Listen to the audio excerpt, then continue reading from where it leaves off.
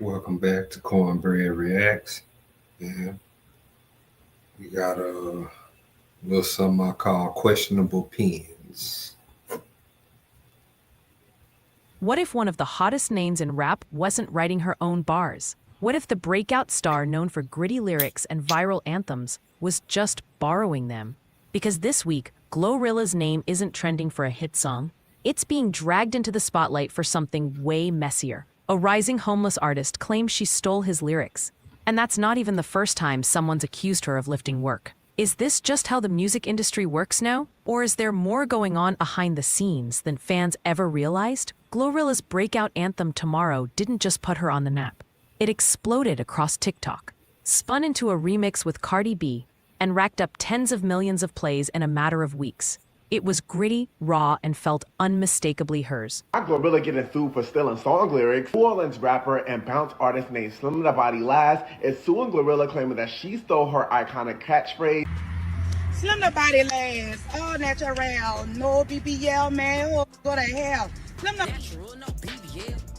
But behind all the fanfare, something strange was brewing. And it started with a beat from 1994. In early 2023, a little-known artist named Ivory Paynes, a member of the old-school group Doghouse Posse, filed a lawsuit claiming that Glorilla and her producer Macaroni Tony had ripped elements straight from his track Street of the West Bank. According to him, the piano melody, cello line, and drum progression in Tomorrow weren't original. They were sampled, without permission, from a track that had been collecting dust in the underground New Orleans scene for decades. But this wasn't just about a sound. Paynes didn't say Glorilla was inspired by the track. He said they took it, chopped it up, and flipped it into a hit without ever asking, crediting, or compensating. The lawsuit laid it all out. Timestamps, musical structure comparisons, production overlays, and it wasn't pretty. For a new artist just making it into the spotlight, this was more than a copyright case. It was the first major test of her credibility. And here's the twist. The lawsuit didn't seem to faze her. Glorilla stayed mostly silent, letting her legal team do the talking. Fans rallied behind her, accusing the plaintiff of chasing clout and cashing in late. But behind closed doors, music insiders were whispering a different story. That this wasn't an isolated incident. That Glorilla, or at least her team, may have a pattern of walking a fine line between inspiration and imitation. The timing couldn't have been worse. Tomorrow was becoming the song of the moment. Cardi B had just jumped on the remix, breathing new life into it, and introducing Glorilla to millions of new fans who didn't know or care about where the beat came from. Labels were watching, tour deals were forming, and Glorilla was suddenly everywhere. But in the background, this lawsuit was casting a long shadow. And this was just the beginning, because another accusation was about to surface. One that didn't come from a 90s rapper or a forgotten group. This time, it came from a completely different world. The world of viral TikTok creators, and a phrase that turned into a war. But if the Tomorrow scandal raised eyebrows, what came next had people asking if Glorilla was building her empire on borrowed bars. Just months after dodging backlash from the Tomorrow lawsuit, Glorilla found herself in the middle of another firestorm. But this time, it wasn't about a beat or a melody. It was about a catchphrase that had already gone viral long before it ever hit a studio mic. In early 2025, Glorilla released a single titled Never Find. On the surface, it was classic Glow, confident, gritty, and loaded with attitude. But it was one line in particular that set social media ablaze: all natural, no BBL. On paper, it sounded like just another flex, a defiant shot at the image-obsessed world of cosmetic surgery in the rap game. But that line? It wasn't new. In fact, it had already racked up millions of views. Somewhere else. Enter Natalie Henderson, a rising influencer and self-described wellness advocate who built a massive following on TikTok by promoting body positivity and natural beauty. Months before Never Find even dropped, Natalie had gone viral repeatedly with videos using that exact phrase, all natural, no BBL. She wasn't just saying it, she had branded it.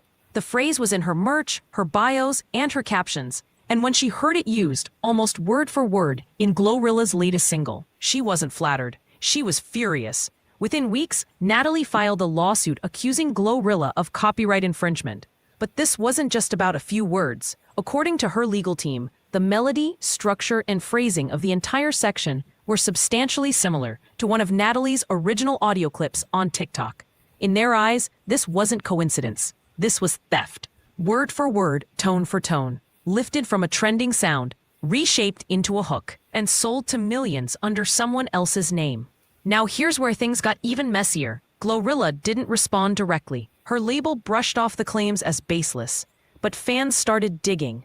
Side-by-side comparisons of Natalie's TikTok and Glorilla's verse began circulating online, and the similarities were hard to ignore. Even some of Glorilla's own supporters admitted it was too close to be a coincidence. And while legal experts debated whether a TikTok sound could really be copyrighted in the same way as a traditional song, one thing was clear: the line didn't come from nowhere. And this wasn't just an isolated phrase.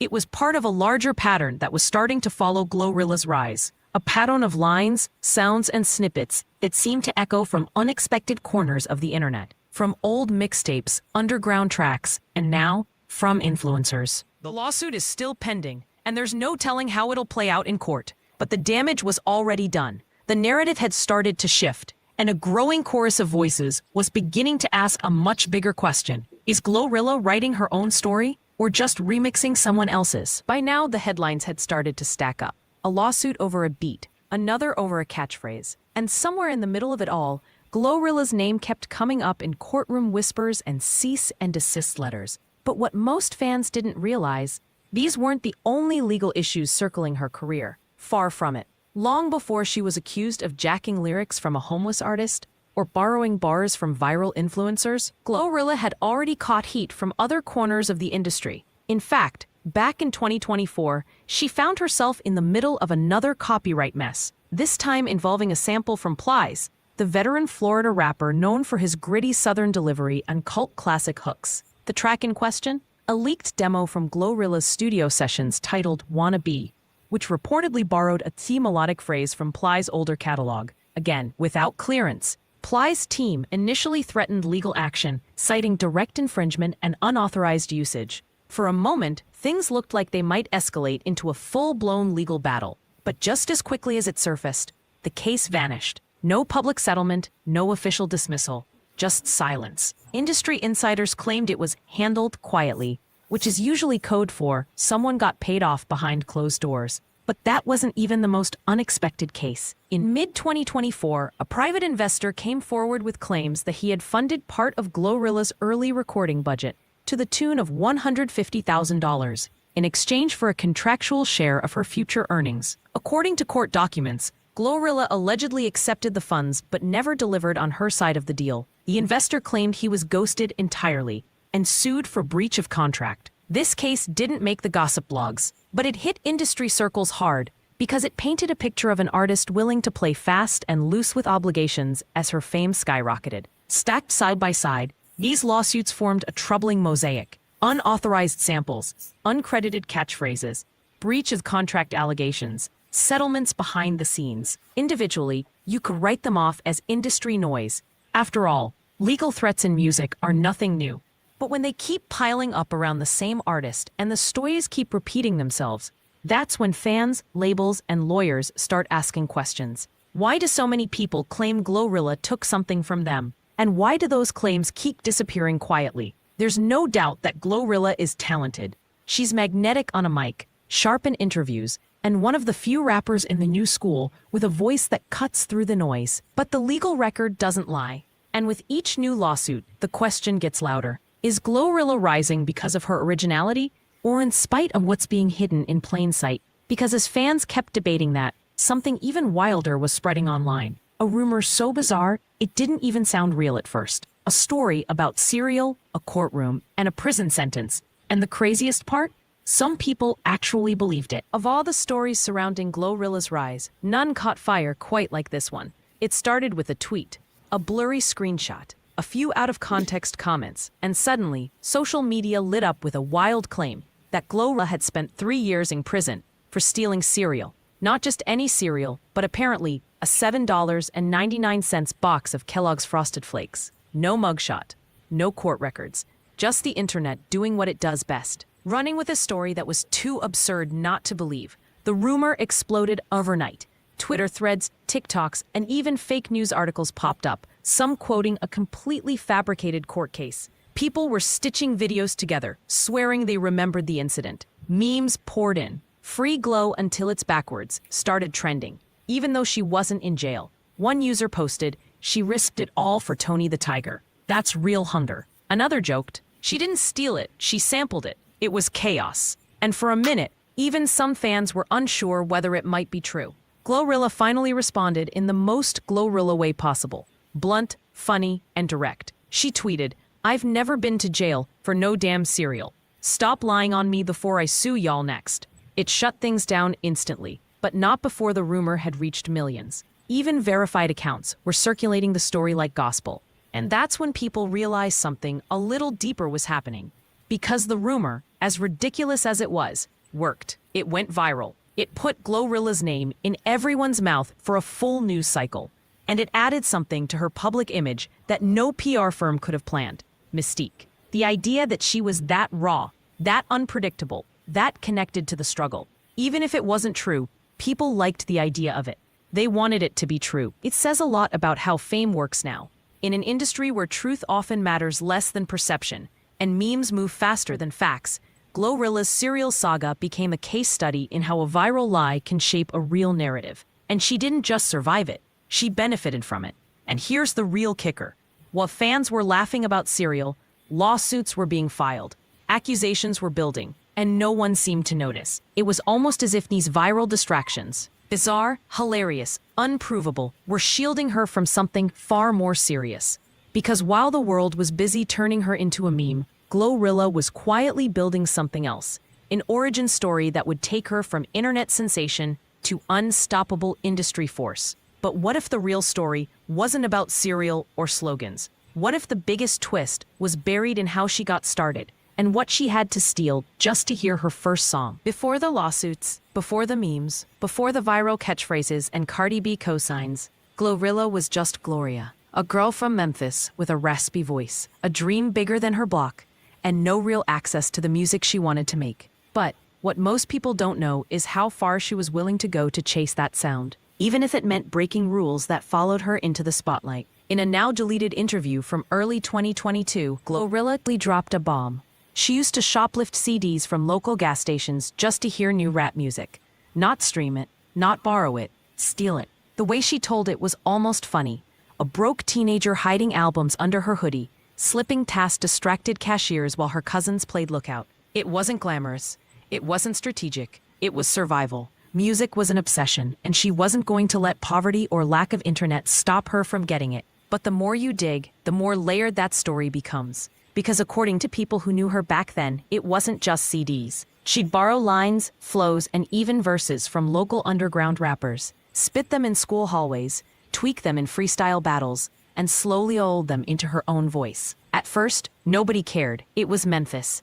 Everyone was biting someone. But as she got older, some of those same local artists started noticing their bars, slightly rewritten, showing up in her early SoundCloud tracks. One anonymous rapper, who went by the name Lil Rec, claimed in a Reddit thread that Glorilla once jacked an entire hook he'd performed live at a backyard party in North Memphis. He posted a clip of his 2019 performance, followed by a snippet of one of Glow's early unreleased songs. The cadence was identical, even the slang matched. He never filed a lawsuit. Maybe he didn't have the money, or maybe he thought she'd never blow up. But I just want to say something real quick.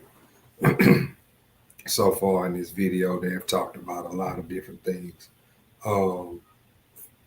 First off, a lot of artists today, they don't write their stuff. The line stealing, song stealing, hook stealing, yeah, that's commonplace. Hopefully any artist that's watching this, paying attention, listening to what's going on, and you out there, copyright your music. You know what I'm saying? Copyright your music. Make sure your music is copywritten before you just put it out there to prevent your music from being stolen. You know what I'm saying? Because this ain't the first time this happened. It's been happening for a long time. You know. But when SNS hit and Glorilla went viral, he surfaced with the receipts. And then came the homeless artist. In late 2025, a video began circulating of a man on Beale Street, visibly unhoused, holding a cardboard sign that read, "Glorilla stole my lyrics. Ask her about Third and Hilda." At first, people laughed it off. Another clout chaser looking for attention. But then someone actually did ask her. During an Instagram live, Glo froze, then brushed it off with a laugh. "Boy, I ain't never seen that man a day in my life." But the comment section blew up. Fans started searching for clues. Some even found an old YouTube video from years earlier, showing that same man rapping on the street corner, with lyrics eerily similar to one of Glorilla's recent freestyles. Was it proof? No, but it felt real. And by then, the damage was already done, because the pattern, the stories, the accusations, the rhythms repeating from the past, was becoming too clear to ignore. Here's the uncomfortable truth. Glorilla didn't just rise out of nowhere. Her come-up was forged through grit, pain, and if you believe the rumors, a whole lot of borrowed work. From stolen CDs to stolen verses, the path to her first viral hit wasn't just fueled by hunger. It may have been paved with lines that weren't always hers. And that hunger? It was about to lead her into a final confrontation with someone who knew the game better than she did and wasn't afraid to call her out publicly. By early 2025, Glorilla was everywhere. Billboard hits, sold-out tours, red carpet appearances with the kind of icy confidence only a few young rappers ever get to wear. But beneath the glitz, the walls were shaking. The internet murmurs had grown louder, and soon, someone from inside the industry, someone with real weight, finally said what fans had only whispered online. And she didn't hold back. It happened during an Instagram live by none other than Rico Nasty, a genre-blurring, fan-beloved artist with a cult following and a reputation for keeping it brutally honest. Rico had just dropped her own EP and was fielding questions from fans when someone asked about the new wave of female rappers borrowing flows. She paused for a second. Then she smirked. "Some of y'all faves sound real familiar lately. Like, too familiar. Ain't gonna name names. But if I was a few years younger, I'd be lawyered up right now." The comments exploded instantly. Is she talking about Glorilla? She definitely meant Glo. Go listen to Rage and then Glo's Out the Mud. She Ben said someone bit her flow. The comparisons came fast. Side-by-side TikToks, lyric breakdowns, even flow analyses. One video went viral, claiming Glorilla's track Out the Mud lifted not just vocal tone, but ad-libs and phrasing directly from Rico's unreleased 2021 SoundCloud snippets. Another clip played a loop of Rico growling, "Yeah," in a raspy cadence, then cut straight to Glorilla using the exact same inflection in 3 different songs. Rico never named names directly. She didn't have to. That live stream sent ripples through the underground and mainstream alike. It wasn't just about one line or one phrase. It was a warning, a signal from an artist who'd already fought for her originality in a game that loves to copy and erase. And what made it worse?